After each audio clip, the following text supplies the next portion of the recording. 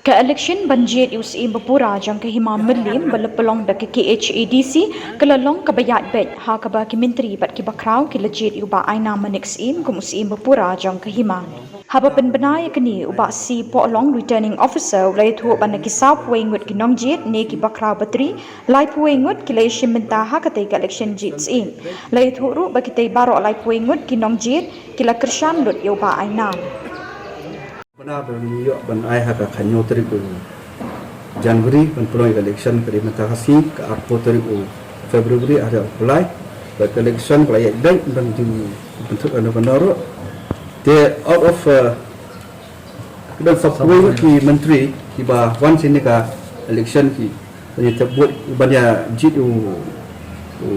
si mapura di Himam-Meliam peluang lebih ingat dari apa sini ka dia tahu dia kaji ngajit aina yo ngajit Bapura kita ke result kalau kemudian ba kandidat number 1 Samran Singh dan bekerjaan ini number 2 ba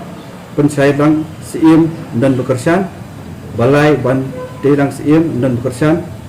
number 4 Ainam Manik SIM layo like witli like wingwat kinong bekerjaan basan di mansan manik siem dan bekerjaan dikumta wainam siem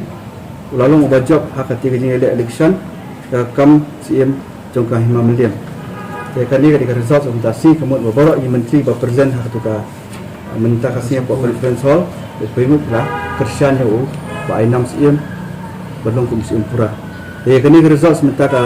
hadir kini inhab ban bu please before the house jongkah session ini teman-teman dah hadir kata yang lawan benar naik sangat pura USI tulis